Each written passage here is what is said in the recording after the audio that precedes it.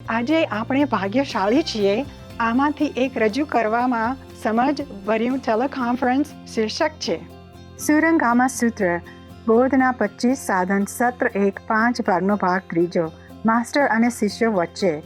અંગ્રેજી અને ચાઇનીઝમાં આપેલ 4 એપ્રિલ 2019ના રોજ, તાઇવાન, જે ફોર્મોસા તરીકે પણ ઓળખાય છે.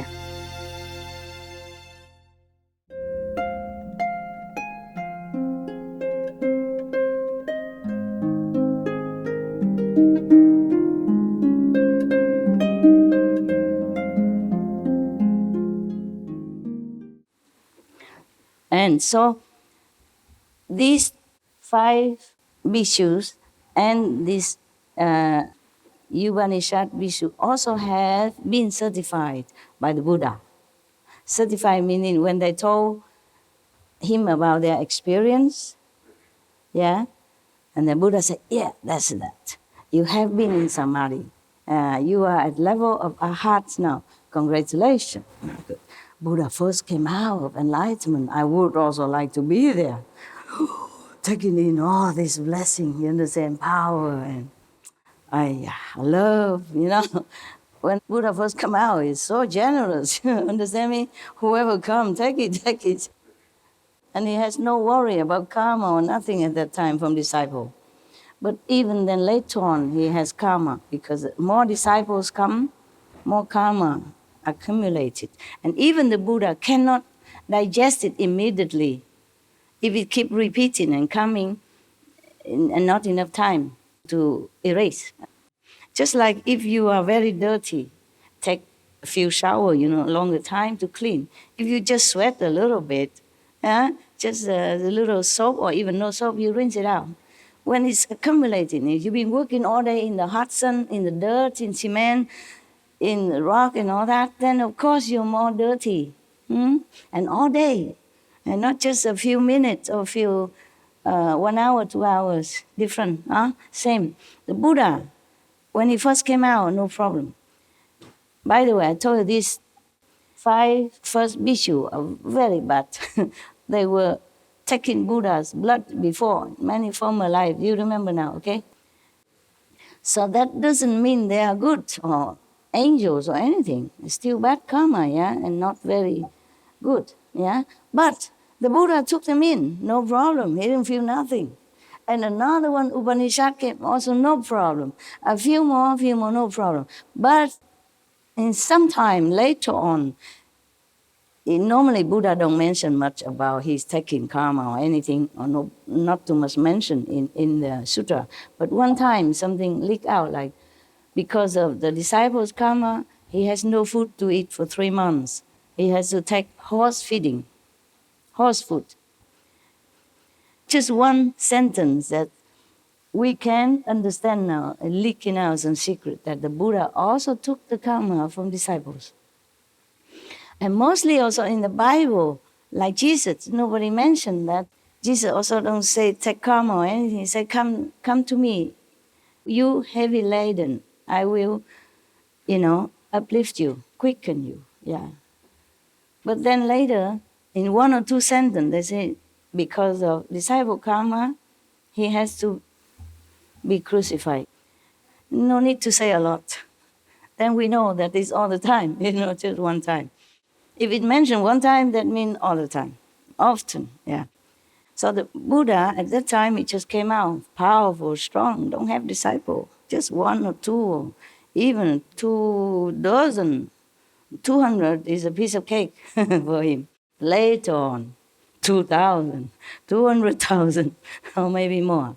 Then he crumbled, just for a little bit. And because of the disciple that he could not even stay long in the world. He's supposed to stay long, forever. But Ananda didn't answer, didn't beg him to stay, didn't say, oh, please stay. So finally, Buddha has to go. Nobody invited him to stay. Ananda was blurred and blinded by the karma of all people around him, and the Buddha's disciples' karma as well. See? It's not Ananda alone fault. It's not his fault alone. It is a magic, web that cast on him.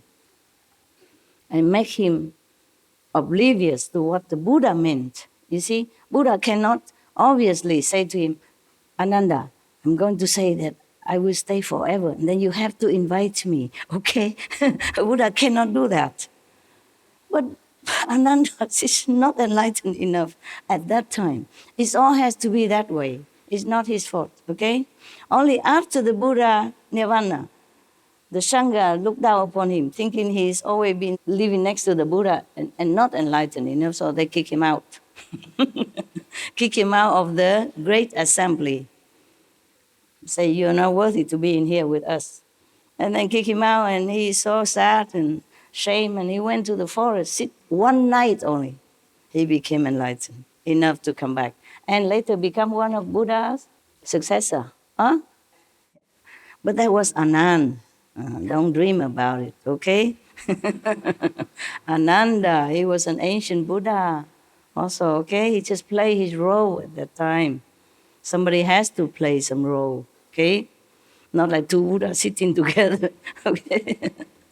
Two Buddhas sit together.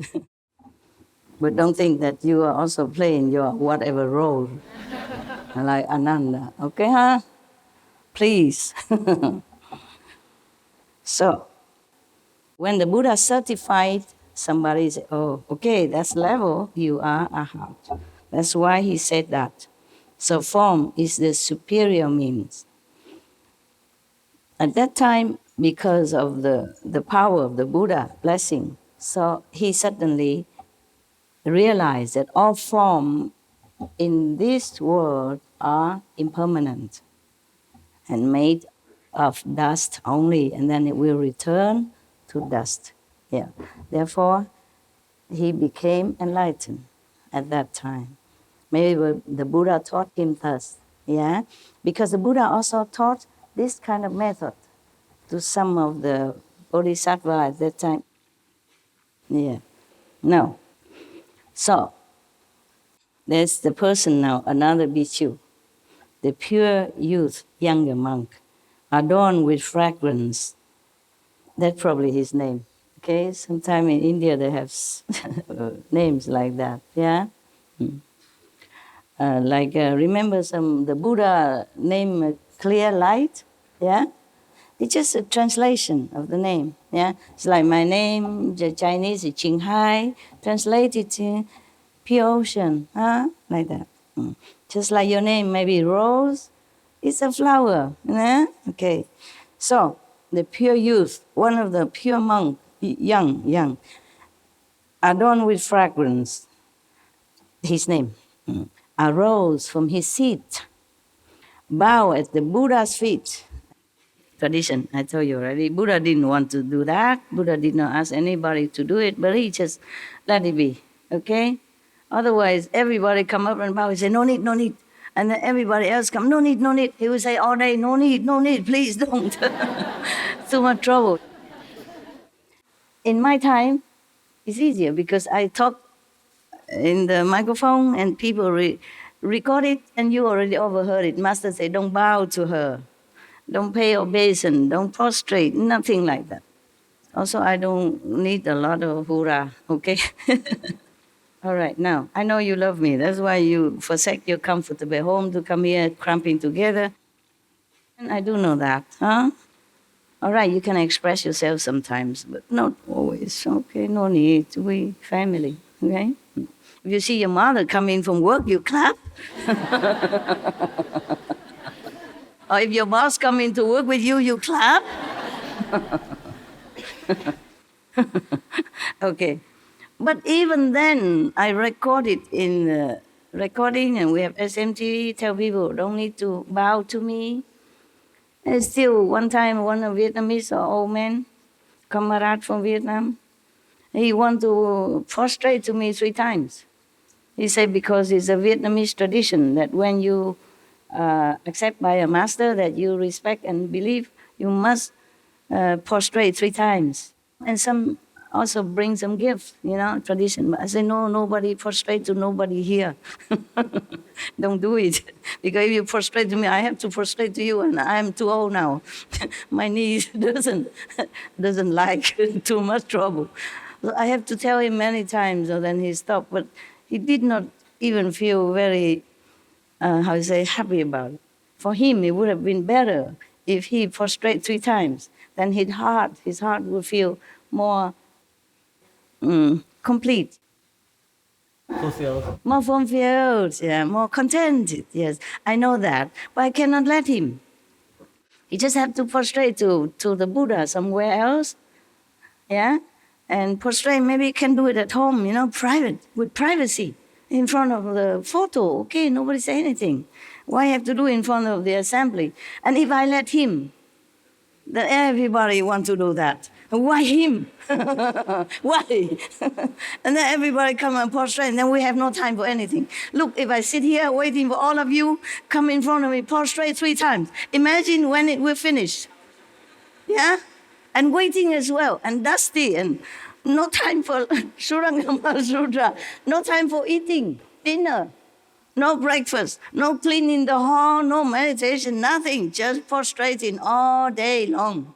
In queue. In queue. Understand? Yes, we have respect inside, and it's fine. I know you love me. Somehow you do, yeah? At least most of you. It doesn't matter if you don't love me. I love you. That's 100%. Okay? Just like one man who was very much in love with one girl, but she's not in love with him. The story I told already before, but it's very appropriate here. So the man, he keep following, he keep like chasing her every way, and giving her gifts and stuff like that. And the other friend feels sorry for him. Oh, she doesn't like you. Huh? She doesn't love you. She doesn't care about you. Why you waste your time? No. Our love is 100%. What are you talking about? The man said, who? Who 100%? You mean she loved you 50? He said, no, I love her 100%. My love is enough to cover for both. Yeah, what logic. It's so cute. All right, then. So he said to the Buddha, this adorned with fragrant adorned Bhikshu tell Buddha that I heard the thirst come one teach me to contemplate attentively all conditioned appearances. After I heard thus from the Buddha's instruction, I sat in repose in the quiet of a pure dwelling, just like you sit, in your corner at home meditation. I sit in a quiet corner of a pure dwelling. When I saw the bhikshu light sinking incense, the fragrant scent quietly enter my nostrils. I contemplated this fragrance. It did not come from the wood. It did not come from the emptiness. It did not come from the smoke. And it did not come from the fire. There was no place where it came from, and no place it went to. Because of this, my discriminating mind was dispelled, and I attained the absence of outflows.